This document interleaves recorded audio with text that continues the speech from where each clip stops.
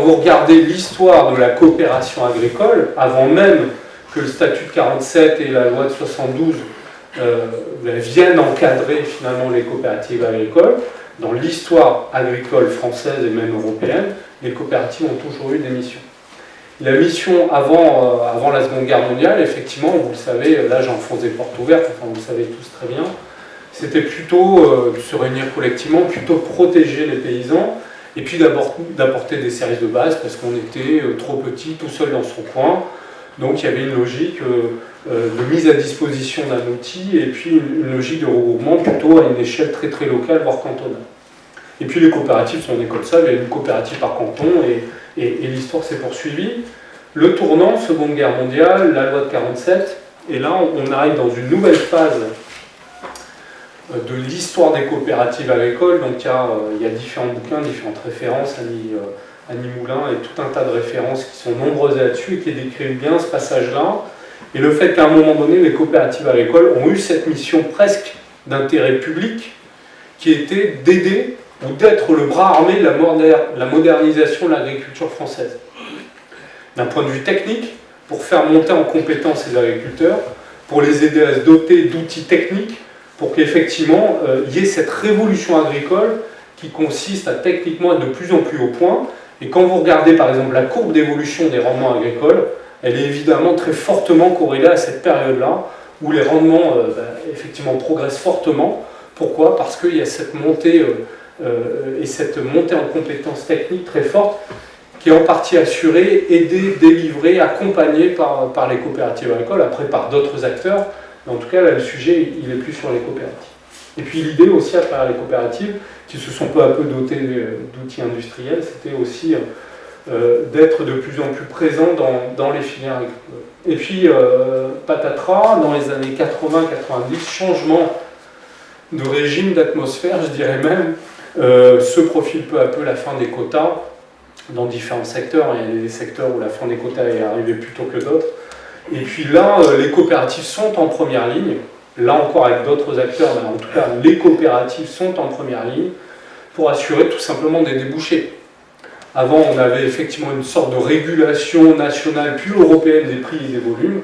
Et puis là, la mission des coopératives se déplace très fortement sur l'économique pour assurer tout simplement des débouchés aux adhérents et pour s'assurer que les coopératives soient compétitives par rapport à des marchés européens puis de plus en plus mondialisés, avec des prix volatiles et tout un tas de conséquences que vous connaissez très bien. Donc oui, les coopératives ont toujours eu des missions qui ont été très très agricoles ou très locales à un moment donné, et qui peu à peu se sont plus ou moins déplacées sur la technique ou sur l'économie. Par rapport à ça, qu'est-ce qu'on peut évoquer donc, par rapport à notre sujet qui est notre sujet de l'entreprise à mission?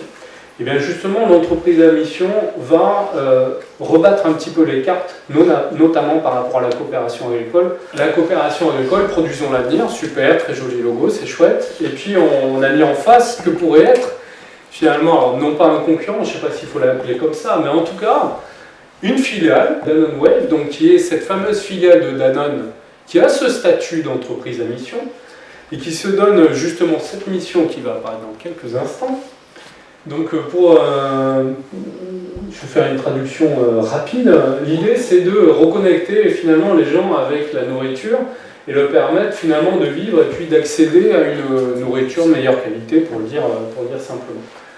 Donc on voit bien finalement que cette mission que se donne cette fameuse filiale de Danone, grand groupe privé agroalimentaire, pourrait très bien être assurée par l'ensemble des coopératives agricoles françaises. Okay ? Sauf que, à la différence de Danone, qui, à travers notamment la figure charismatique d'Emmanuel Faber, va fortement insister et caractériser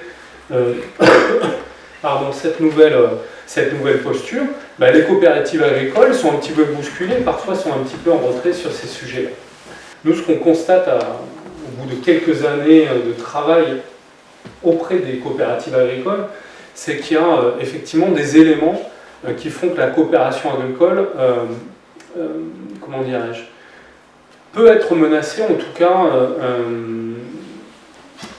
par ces groupes agroalimentaires privés qui vont venir les concurrencer, justement sur des sujets sur lesquels, normalement, la coopération agricole a normalement une histoire et une longueur d'avance. Alors ce qu'on constate, c'est que sur le modèle coopératif, c'est que quand vous regardez les sites institutionnels, les rapports annuels des grandes coopératives agricoles, on a assez normal, du point de vue de l'histoire, des missions qui sont tournées plutôt effectivement vers des projets agricoles et économiques et tournées a priori qui parlent plus aux adhérents qu'à la société au sens large. Donc cette espèce de déplacement qu'a fait Danone avec tout un tas d'autres sociétés, comme a pu le faire Patagonia dans le monde de l'outdoor, etc., pour l'instant, les coopératives agricoles, à l'exception peut-être d'Invivo, sont pas encore en capacité de le faire, n'ont pas encore en tout cas enclenché le mouvement à notre sens. Tous les secteurs agricoles sont parfois touchés par des questions de tout simplement de rémunération décente ou pas à l'adhérent. Donc c'est normal que leur mission soit plutôt tournée vers un projet agricole et économique. Si on devait le résumer, on a des coopératives qui, à travers l'histoire, ont plutôt une raison d'être corporatiste, alors au sens positif du terme, tournées vers leurs adhérents, qui ont, quand vous allez regarder par exemple la mission que se donne Sodial, c'est une mission qui ne parle qu'aux adhérents. C'est une mission qui ne parle pas à la société en général. Et puis vous avez Danone qui prend une posture complètement différente, qui, au contraire, ne parle qu'à la société, ou très fortement à la société. Donc voilà un petit peu l'enjeu, en tout cas une façon de poser le débat à travers ces entreprises à mission, puis comment ça va venir potentiellement impacter, notamment la coopération agricole française et pas que française.